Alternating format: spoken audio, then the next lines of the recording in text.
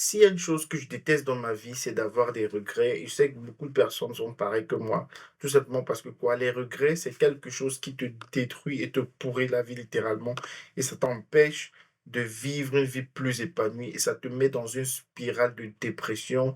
Et tu as du mal à avancer, à évoluer professionnellement parlant et même dans ta vie privée. C'est pourquoi dans cette vidéo, je vais te donner 5 erreurs à éviter absolument si tu souhaites que ta marche vers une vie plus épanouie soit comblée de succès également. Si tu souhaites que l'entrepreneuriat dans lequel tu t'es lancé, il y a un moment maintenant, commence à réellement décoller. Alors, c'est la première fois que tu passes par ici. Mon nom, c'est Sonny. Et dans cette chaîne, je parle de développement personnel, d'entrepreneuriat, de business, de mindset. Bref, plein d'éléments pour t'amener à sortir de ta zone de confort et atteindre tes accomplissements. Donc, si ce sont des sujets qui t'intéressent, tu peux éventuellement envisager de t'abonner à cette vidéo, d'activer la cloche et également me laisser un like à la fin de cette vidéo si elle t'aura plu, bien sûr. Alors, la première erreur à absolument éviter, c'est de mal gérer son argent. Je sais que quand on est jeune, ou bien même pas seulement les jeunes, et tout le monde est confronté à cela, au problème de la gestion financière. Et c'est ça qui amène les gens plus tard à regretter, à avoir des regrets, notamment quand ils deviennent plus âgés. Ils se rendent compte que la retraite approche déjà et ils n'ont pas suffisamment fait le nécessaire pour pouvoir vivre une retraite dans laquelle il n'y a pas de soucis financiers ou bien à un certain âge, tu te rends tout simplement compte que ça ne va pas le faire et tu auras très, très sérieusement souvent des problèmes d'argent. Donc, si tu es jeune aujourd'hui, c'est le moment pour toi de réaliser que, OK, la vie, en fait, c'est pas une blague. Tu n'as pas une deuxième chance par la suite. Les jours qui passent ne reviendront pas. Donc, il faut apprendre à gérer ton argent. Et gérer son argent, ça revient à quoi? Ça revient à prendre de bonnes décisions dès le départ.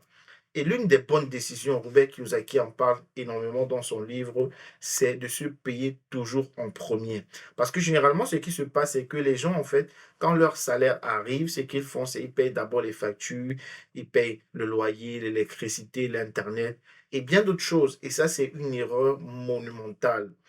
La première chose que tu dois faire, c'est prélever minimum 10%. Et ce 10%-là, tu te payes. Et ce 10%-là, ce que tu peux faire, c'est que soit tu l'épargnes, soit tu l'investis. C'est-à-dire, investir, c'est mettre dans un système dans lequel il y aura des rendements par la suite, notamment les marchés boursiers. Et également, tu dois profiter sur l'optimisation fiscale en fonction du pays dans lequel tu te trouves. Il y a des pays où se marier, et généralement même la majorité des pays, se marier constitue un avantage sur le plan fiscal parce que tu es moins taxé. Avoir des enfants également, c'est une chose sur laquelle tu dois énormément jouer parce que ça va constituer pour toi un énorme avantage et ça va te permettre comme ça de payer toujours moins d'impôts. L'autre chose que tu peux faire, c'est d'investir dans l'immobilier. Et l'immobilier, on le sait clairement aujourd'hui, c'est l'un des piliers les plus sûrs pour atteindre l'indépendance financière dans sa vieillesse. Donc ça, c'était le premier point, la gestion financière. La deuxième chose à absolument éviter quand on est jeune, et non pas seulement quand on est jeune, même à n'importe quel âge, c'est que tu dois rapidement comprendre que tu ne dois pas vivre au-dessus de tes moyens. Et dernièrement, j'ai écouté l'histoire d'un homme qui venait de finir l'école. Il allait prendre un crédit de plus de 50 000 euros pour s'offrir la voiture de ses rêves. C'est bien beau de se faire plaisir, mais sauf que ceux qui réussissent dans la vie, ils comprennent que le plaisir instantané, c'est l'une des pires choses qui puissent exister. C'est-à-dire que à un moment donné, tu te rends compte que tu prends une voiture qui coûte 50 000 euros et tu dois la payer sur plus de 15-20 ans. Et c'est 15-20 ans dans lesquels tu auras très peu d'épargne à faire, tu auras très peu de manières de diversifier tes actifs. Tu auras très peu, en fait, tout simplement d'opportunités. Pourquoi? Parce que tu auras mal géré ton argent dès la base. Et ce qui se passe aussi généralement avec les voitures, c'est que tu achètes une voiture comme celle-là, elle est neuve, et lorsqu'elle sort du lieu d'achat, elle perd 20%, voire 25% de sa valeur. Donc, la voiture, acheter une voiture, acheter un bien de consommation, c'est l'un des pires moyens d'investir son argent, bien de dépenser son argent. D'ailleurs, en général, les dépenses de consommation, s'ils ne sont pas vitales, ils sont extrêmement dangereux pour ta santé économique. Donc, ça peut rejoindre comme ça le premier point que j'ai cité en amont, qui est d'éviter absolument de mal gérer son argent. Mais ceci, c'est très important parce que vivre au-delà de ses moyens, c'est pas seulement financièrement parlant. Vivre au-dessus de ses moyens, c'est par exemple s'inventer une vie dans laquelle tu n'es pas réellement. Donc il y a plusieurs aspects très importants de ce côté-ci, ne pas vivre au-dessus de ses moyens. Et la troisième chose absolument très très importante, absolument considérée, et ça je le parle de ma propre expérience, ma petite expérience, aussi petite soit-elle, mais je tiens quand même à partager avec vous parce que c'est une chose qui peut radicalement changer votre vie. La santé mentale. Négligez votre santé. Et quand on parle de négliger votre santé, il ne s'agit pas seulement de la santé physiologique ou bien d'être en bonne santé. Non, il s'agit non seulement d'être en bonne santé physique, mais également d'être en bonne santé mentale. J'ai récemment réalisé que j'étais en surpoids, bizarrement, parce que si tu me vois, tu ne diras pas que je suis en surpoids, mais lorsque j'ai calculé mon indice de masse corporelle, j'ai vu qu'il était au-dessus de la norme. J'ai entrepris comme ça de faire le sport tout le temps. Bien qu'avant ça, j'étais déjà actif sportivement parlant, mais je me suis rendu compte que le sport, en fait, c'est pas seulement lié à l'activité, du moins la santé physique n'est pas seulement liée à l'activité, du moins pour ceux qui sont en surpoids, c'est non pas seulement lié à leur constante dans la salle de gym, mais également lié à ce que tu manges au quotidien. Ça va réellement avoir de l'impact en fait sur comment ton corps va se comporter. Et pour quelqu'un comme moi, je suis quelqu'un qui prend facilement le poids, c'est-à-dire que j'ai dû radicalement arrêter de manger des fast-food parce que c'est quelque chose qui avait un impact très, très négatif au niveau de mon poids. Donc, raison pour laquelle, et c'est très important, tu vas négliger aujourd'hui ta santé physique, c'est-à-dire que tu seras en surpoids, tu auras d'autres problèmes, je ne sais pas, et tu vas te dire que non, c'est pas grave. Mais, sauf qu'avec le temps, tu vas avoir des problèmes émotionnels, ça va commencer à impacter même déjà ta santé mentale et ça devient très grave.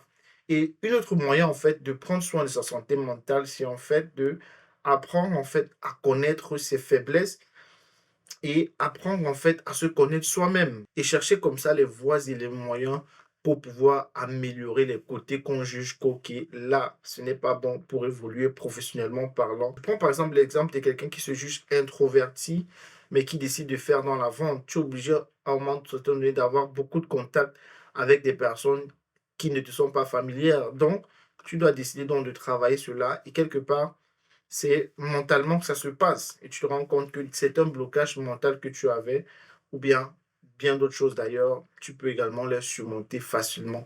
Et il y a d'autres problèmes d'ailleurs, je ne vais pas m'étendre sur la large liste de soucis mentaux qui peuvent être associés à la santé mentale, mais je pense que vous avez un peu compris le truc. Et la quatrième chose à ne pas faire, c'est ne pas prendre des risques. Vous savez, généralement, euh, il y a une idée très connue qui parle de diversifier ses actifs, diversifier ses sources de revenus.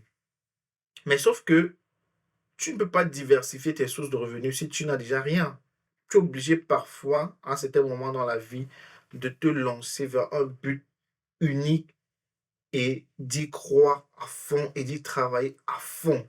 De prendre soin de cela, de te donner tous les moyens nécessaires afin d'y arriver. Et prendre des risques également, c'est essayer de découvrir de nouvelles choses, de nouvelles manières de faire ce que les gens n'ont pas encore eu à faire par le passé et de voir si effectivement ça peut porter du résultat.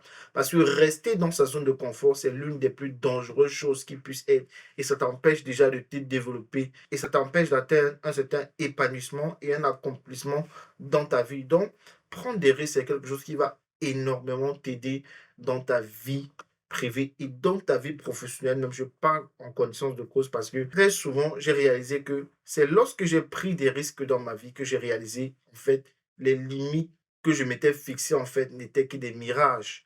Je m'étais moi-même vu limité alors que très souvent, c'est par simplement l'émerveillement, c'est par le fait de avoir une énorme demande quant à ce qu'on veut de la vie et se mettre dans des positions de risque qu'on arrive souvent à accomplir des choses vraiment extraordinaires. Et c'est quelque chose qui contribue à un épanouissement, à un boost de dopamine. Et ça t'amène à comprendre qu'en réalité, les limites que tu as aujourd'hui, tu ne te les as fixées que toi-même. Ce ne sont pas des limites qui sont innées ou bien qui sont universelles.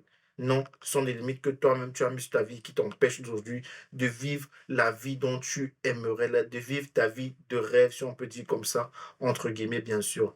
Et la cinquième et la dernière chose que j'aimerais partager avec toi, la cinquième erreur à absolument éviter, c'est de ne pas apprendre de ses erreurs. Vous savez, très souvent, lorsqu'on traverse des situations difficiles, lorsqu'on passe par des moments de plaisir, de bonheur, lorsqu'on passe par des moments où les choses nous ont réussi, ce n'est pas que tout était rose, tout s'est très bien passé dans ces choses, dans tout ce qu'on a traversé. Non, il y a souvent plusieurs petits détails, plusieurs choses qui auront pu être bien faites, qui auraient pu être perfectionnées.